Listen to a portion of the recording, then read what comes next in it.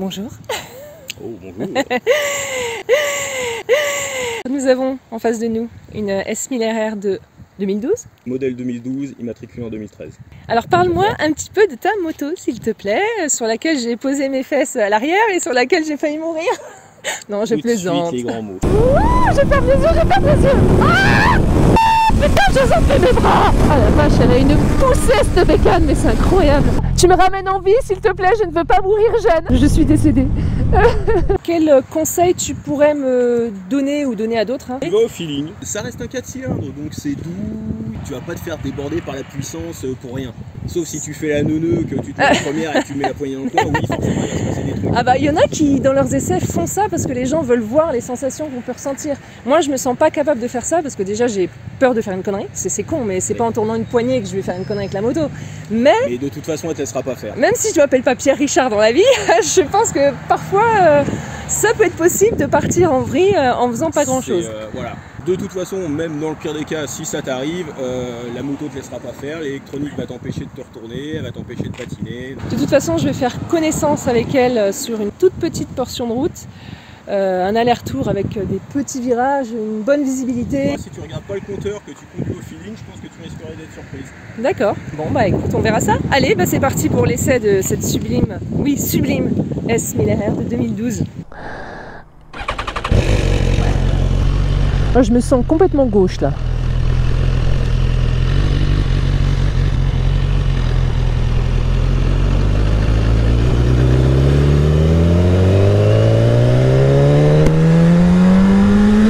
C'est une sportive qui normalement est censée développer d'origine 183 chevaux, qui est particulièrement rigolote, qui maintenant... Rigolote, oui, c'est pas le terme que j'ai employé.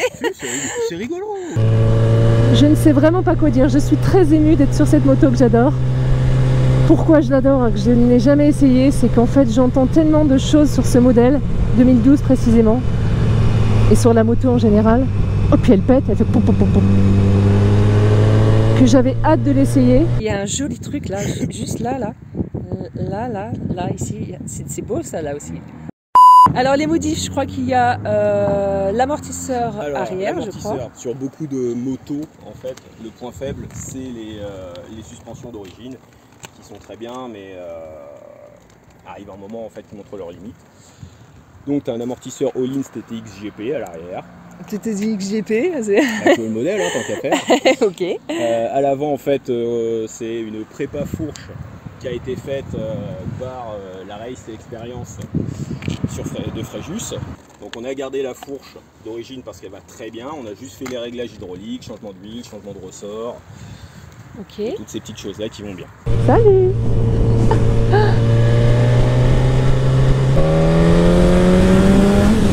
Ouh punaise. Ok. Oh c'est génial. Oh putain, par contre ça freine de ouf. Le freinage n'a rien à voir avec le GSX-R. Le freinage est vraiment très bon, je freine à peine, je touche le levier qu'elle freine déjà en fait. C'est hyper rassurant. Mais voilà, je crois que j'ai trouvé le terme pour cette moto, elle est très rassurante. Alors que je viens de faire seulement 1 km. Pour une motarde telle que moi, très lambda, est-ce qu'elle serait facile à prendre en main? Dès qu'en fait tu passes sur un 1000 en 4 cylindres, c'est ultra facile en fait de rouler, même calmement oui, en fait, avec. C'est ça en fait. C'est le fait de l'exploiter qui est peut-être pas si facile que ça. Alors l'exploiter, c'est autre chose. À l'heure actuelle, les personnes qui peuvent se dire capables d'exploiter pleinement une machine de ce type-là, faut qu'ils fassent de la compétition, hein, on est bien d'accord. C'était les premiers modèles qui avaient de l'électronique. C'est pas intrusif, ça marche bien, même si c'est pas aussi fin que sur une moto moderne. Les jantes que tu m'as dit que tu as changées, ou qui a été changée par exemple? Non, c'est moi qui les ai changées, ça. C'est sûrement le meilleur investissement que tu peux faire pour ta bécane. C'est de mettre des jantes forgées qui sont du coup plus légères que les jantes d'origine. Ce qui fait que techniquement, tu perds moins de chevaux, tu as une moto plus maniable, ça freine mieux. En fait, c'est tout bénéfice, quoi. Je vais descendre un rapport juste pour voir comment elle réagit. Donc là, je suis en 4. Mon chien. Elle dispose d'un shifter donc au-dessus de 6000 tours, je ne suis pas obligée de débrayer pour passer les vitesses. Je peux passer les vitesses à la volée au-dessus de 6000 tours. Mais comme je ne dépasserai pas, je pense, de 6000 tours, ce ne sera pas utile pour moi aujourd'hui.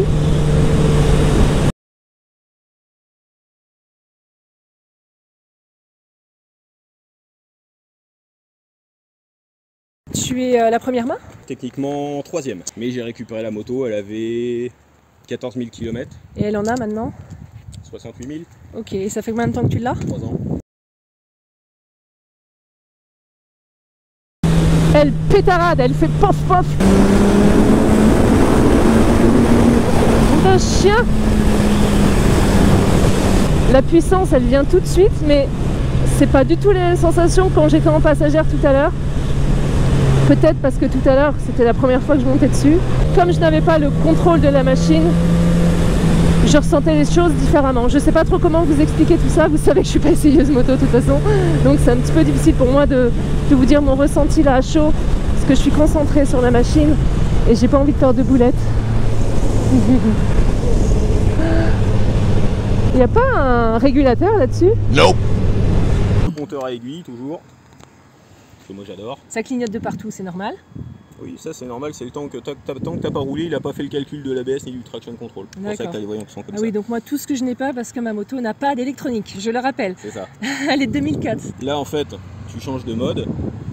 Par défaut, sur route, je garde le mode sport. Ok, et t'as combien de modes? En tout, on a 4. Ok. Tu as le mode race qui lui va te donner une réponse à la poignée plus agressive. Ouais. Tu as le mode slick qui lui du coup te désactive tout. Donc okay. C'est-à-dire l'ABS, le traction control. Peut-être pas vraiment conseillé, ça dépend pour qui. Mais... Oui voilà, c'est comme pas pour moi par exemple. Pour la route, il n'y a aucun intérêt. Faut être franc. Ceux qui vont te dire oui, moi je désactive tout, c'est des blaireaux. Ok, vous avez compris, non, mais autant se le dire honnêtement.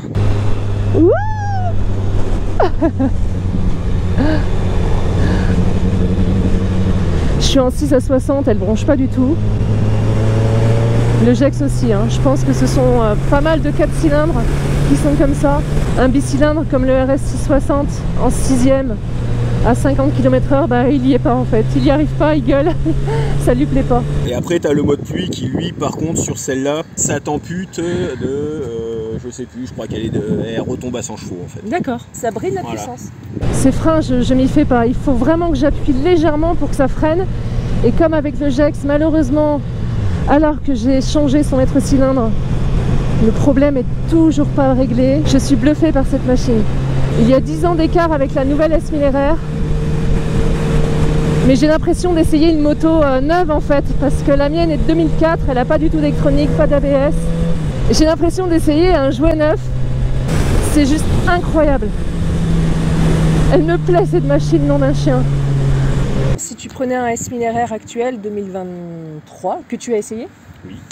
Qu'est-ce que tu pourrais en dire au niveau de la différence entre les deux? J'imagine qu'il y a un monde. C'est pas compliqué, il y a tout en mieux. Il y a tout en mieux sur la nouvelle, sauf la position qui est trop extrême. Enfin après c'est à faire debout. D'accord. Quelqu'un qui fait de la route et tout ça, c'est pas tip top quoi. Les commandes elles tombent bien, je suis bien à l'aise. Les genoux sont un peu hauts. Les pieds sont beaucoup plus, comment on peut dire, beaucoup plus à plat plutôt que moi sur le Gex où je suis comme ça. Il y a des commandes reculées, donc la position des genoux, des pieds est très différente. Mais sinon, elle est super facile à prendre en main. Qu'est-ce que je pourrais dire d'autre? La position en appui sur les bracelets, moi j'ai pas de problème. J'ai ça sur le Gex. D'ailleurs, on est peut-être même mieux qu'avec le Gex. Salut. On est peut-être même mieux qu'avec le Gex. Salut. Ce que j'adore évidemment, ce sont les optiques asymétriques qu'il n'y a plus maintenant sur les nouveaux modèles.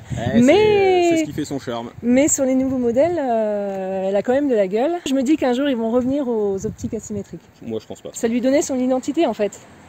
Et c'est vrai que maintenant aussi elle est très très jolie. C'est pas pareil. Mais c'est pas pareil. Quand BM est arrivé, alors ils ont commencé de mémoire en 2008 avec les S1000RR.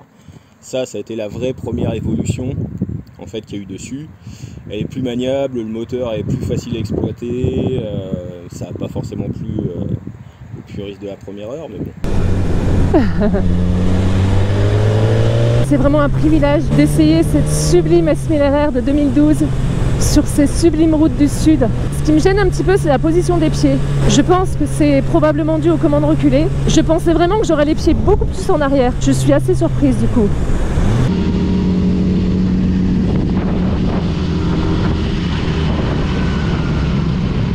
En termes d'échappement, on a une ligne Arrow Titane, c'est bien ça, complète. Voilà. Dessus, il y a eu la reprog en fait moteur qui va avec tous les accessoires qui ont été rajoutés dessus. Donc là, aux dernières nouvelles, elle est à 186. Ouais, alors si on veut être précis, c'est 186,4 chevaux à la roue arrière. Est-ce que tu peux expliquer pour ceux qui ne sont pas trop dans le trip et qui sont un peu novices, tout ce qui est différence entre chevaux à la roue arrière, chevaux au, alors on dit au vilebrequin? Donc en gros, techniquement, toutes les données techniques moteurs sont prises en sortie de vilebrequin. Okay. Donc quand une moto fait, on va dire, 180 chevaux au moteur, quand tu enlèves les déperditions qu'il y a par la chaîne, par le poids de la roue à emmener, les frottements, les trucs et tout ça, en général, on estime qu'on perd entre 10 et 15%. D'accord. Donc ce qui fait qu'une moto qui fait par exemple un GSX-R 1000, je te prends un exemple. Et c'est un 750 mais... Oui, mais comme tu as un GSX-R, je te parle le 1000, Okay. qui est censé sortir à 180 chevaux, quand tu le passes au banc, en général il est plus entre 145 et 150. À la roue. De retour sur le GSX-R, eh bien ma foi, je regrette presque d'avoir repris mon GEX. J'adore mon GSX-R, mais sa moto me rassure beaucoup plus que la mienne, de par son électronique, ses aides, son freinage évidemment. Et je le disais d'ailleurs tout à l'heure, que son freinage était très puissant. Et encore, je pense que c'est rien, il y a encore mieux que ça. Mais heureusement que son freinage est puissant quand on sait de quoi est capable la machine. Mon baptême de SDS en S1000RR, c'était ici. Je m'en souviendrai toute ma vie. Tout ça pour dire que j'en ferai bien mon daily, ma moto de tous les jours, ma moto quotidienne.